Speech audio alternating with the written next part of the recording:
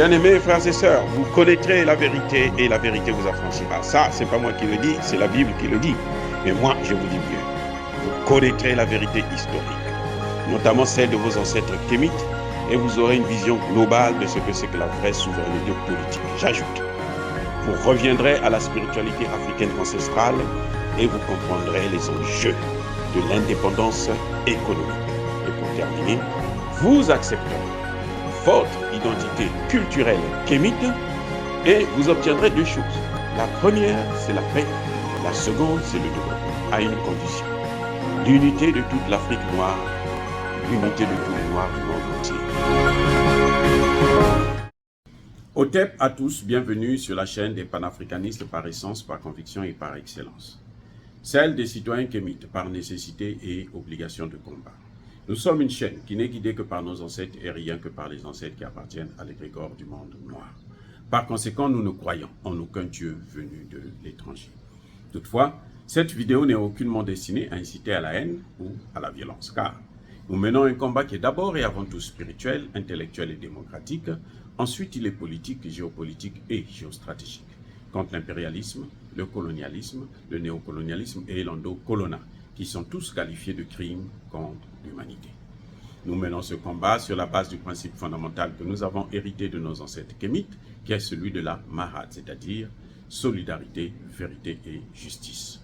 Vous êtes donc en droit de connaître la vérité et nous avons l'obligation de vous dire la vérité, rien que la vérité, afin que justice soit rendue au continent africain. Et ça, c'est notre modeste contribution dans cette noble lutte en faveur de la souveraineté, la dignité, la solidarité et l'unité africaine. C'est exactement ça que nous appelons le panafricanisme. Oh, bien-aimés frères et sœurs, l'Afrique, comme je l'ai dit tantôt, l'Afrique ne s'est pas tue cette fois-ci. L'Afrique n'a pas gardé le silence.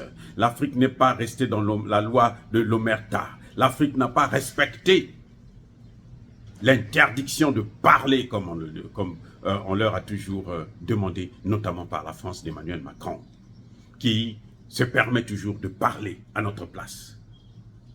Oui, les pays francophones ont été très timides au sommet sur le nouveau pacte financier mondial, mais les pays anglophones n'ont pas tenu leur langue dans la poche, encore moins dans la bouche. Oh, bien-aimés frères et sœurs, cette fois-ci, je veux vous parler du président du Kenya, William Ruto. Il a été clair. Vous là, vous les Occidentaux là, vous les Blancs là, vous ne nous écoutez pas. Monsieur William Ruto a démontré que vous faites ce que vous pensez être bien pour nous. C'est faux. C'est à nous de vous dire ce dont nous voulons. Ce que nous voulons, c'est à nous de vous le dire. Et à ce moment, on travaille ensemble comment on peut réaliser cela. Vous ne pouvez pas toujours faire les choses sur notre dos. Le président Ruto du Kenya a précisé à Emmanuel Macron, avec le sourire et l'élégance d'un chef d'État africain. Et monsieur, mais Emmanuel Macron, vos putains d'institutions de Bretton Woods là, elles sont caduques. Quand elles ont été créées, nous, on n'était pas là. Qu'est-ce que nous avons à voir avec ça? C'est dépassé.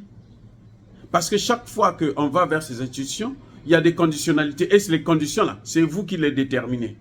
Ce n'est pas nous. On ne les détermine pas ensemble non plus. C'est vous qui déterminez les conditions. Donc arrêtez avec ça. Arrêtez avec ce système-là. Il a demandé qu'il faut une nouvelle architecture financière internationale. Le président Ruto a été clair. Il a rappelé ce qu'a dit le président Ramaphosa. Nous ne sommes pas des mendiants. Nous n'avons pas besoin de votre générosité. S'il faut combattre le réchauffement climatique, et vous savez très bien que c'est vous qui avez pollué, qui avez tout détruit, il faut que nous puissions contribuer tous à hauteur de nos richesses. Si vous avez plus d'argent, vous allez investir plus. C'est vrai. Mais il faut que ce soit une institution que nous allons créer, pas le Fonds monétaire, pas le FMI. En quelque sorte, le président William Ruto demande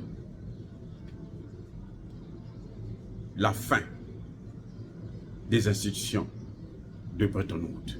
Il demande à ce que ces institutions puissent sortir du circuit financier international. Il demande la mort de ces institutions. Monsieur William Ruto a été clair. Il dit, si nous allons contribuer tous ensemble, ça ne peut pas être dans les mêmes institutions qui sont dans vos mains que vous vous gérez. Parce que c'est vous qui avez le dernier mot dedans. Pas nous. Nous, on n'a rien à dire dedans. Donc, pour une nouvelle, un nouveau pacte financier, il faut une nouvelle architecture financière. Il faut en quelque sorte d'autres institutions.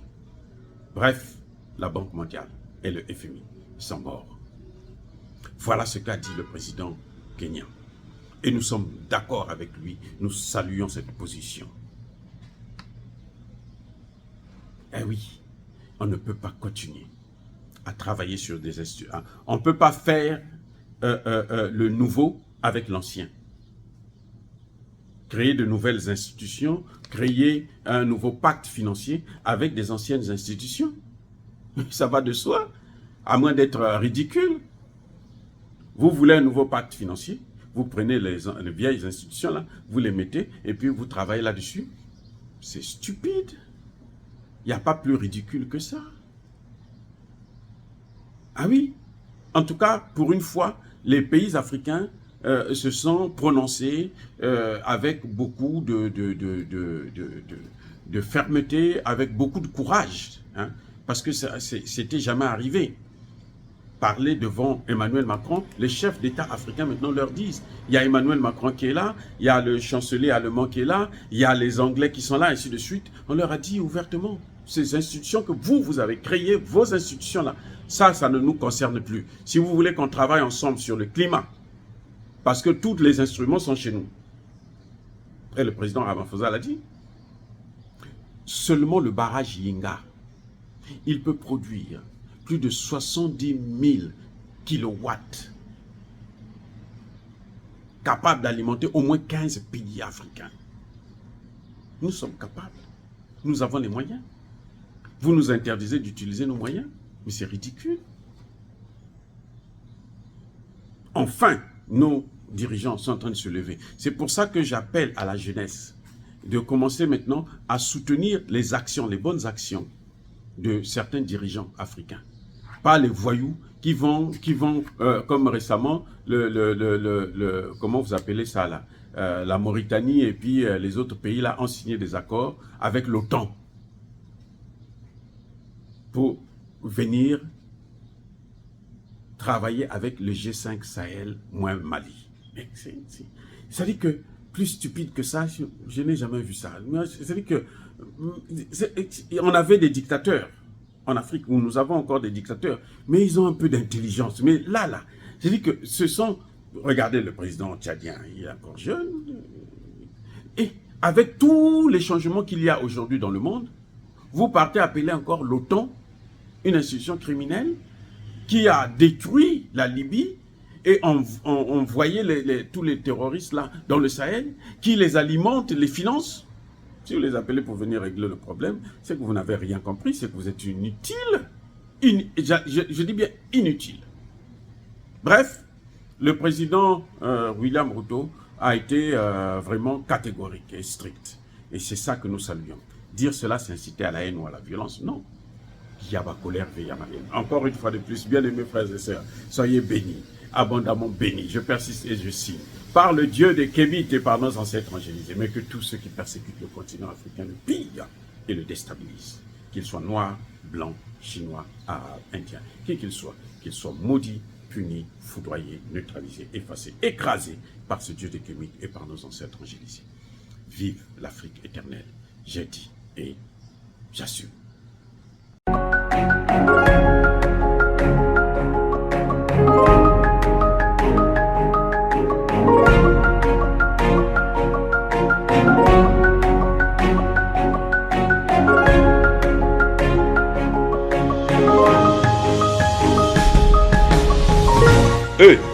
marche par la foi et non par la vue.